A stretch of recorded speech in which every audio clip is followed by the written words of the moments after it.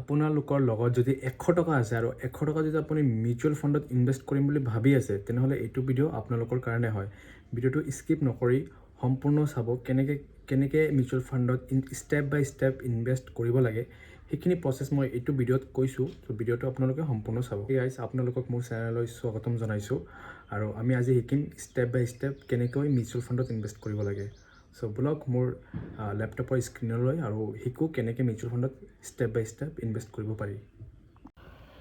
চ' এইখন হ'ল মোৰ ডিমেট একাউণ্ট হয় আৰু ইয়াতে অল মিউচুৱেল ফাণ্ড বুলি লিখা আছে। আপুনি অল মিউচুৱেল ফাণ্ডত যাই কিনে আপুনি ইয়াতে মিউচুৱেল ফাণ্ডবিলাক পাই যাব।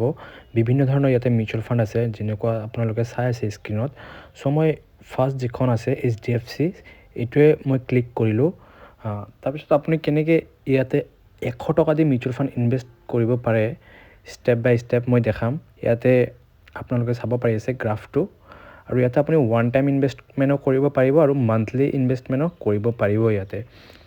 আৰু ইয়াতে মান্থলি SIP ষ্টাৰ্ট হয় মিনিমাম 100 টকা দি আৰু এইটো ফাণ্ড চাইজো আপোনালোকে দেখা পাই আছে ইয়াতে।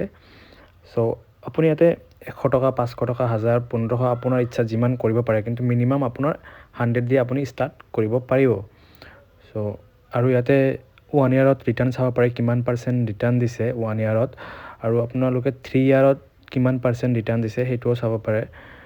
প্লাছ ইয়াৰ হোল্ডিংছবিলাক চাব পাৰে। বৰ্তমান HDFC চিলভাৰ ETFটো ইহঁতে হোল্ড কৰি আছে আৰু ইয়াতে চাব পাৰিছে আপোনালোকে 100 টকা আপোনালোকে মিনিমাম SIP ইয়াতে কৰিব পাৰিব। চ' এতিয়া আমি কেনেকৈ ষ্টেপ বাই ষ্টেপ 100 টকাটো ইনভেষ্ট কৰিম এইখিনি চাওঁ বলক। আৰু ইয়াতে এক্সিট লোড 1% হয় অনলি।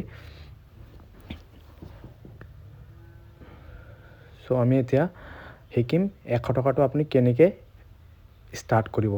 চ' ইয়াতে আপুনি এমাউণ্টটো বহাই ল'ব 100 টকা। তাৰপিছত আপুনি ডেট এটা চিলেক্ট কৰি ল'ব কোনটো ডেটত আপুনি পইচা দিব। তাৰপিছত ষ্টাৰ্ট SIP মাৰি দিব।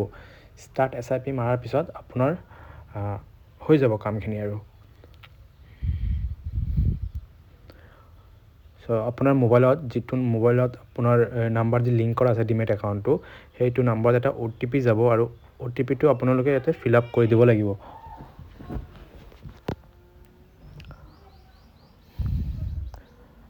চ' মই OTP ফিল আপ কৰি কনফাৰ্ম মাৰি দিলোঁ আৰু ইয়াতে মোৰ প্ৰচেছিং হৈ আছে এতিয়া আৰু SIP অৰ্ডাৰ প্লেচড হৈ গৈছে আৰু 2 দিনৰ ভিতৰত মোৰ যিহেতু মই 29 তাৰিখ দিছিলোঁ 2 দিনৰ ভিতৰত মোৰ পে'মেণ্টটো 100 টকা ডেবিট হৈ যাব ইয়াৰ পৰা একাউণ্টৰ পৰা। চ' এনেকৈ আপোনালোকে মিউচুৱেল ফাণ্ডত 100 টকা দি মিউচুৱেল ফাণ্ড আপোনালোকে ষ্টাৰ্ট কৰিব পাৰে। চ' আপোনালোকে চালে 100 টকা দি কেনেকৈ মিউচুৱেল ফাণ্ডত ইনভেষ্টমেণ্ট কৰিব পাৰি। যদি ভাল লাগিছে ভিডিঅ'টো লাইক কৰিব আৰু চেনেলটো ছাবস্ক্ৰাইব কৰিব। Thank U.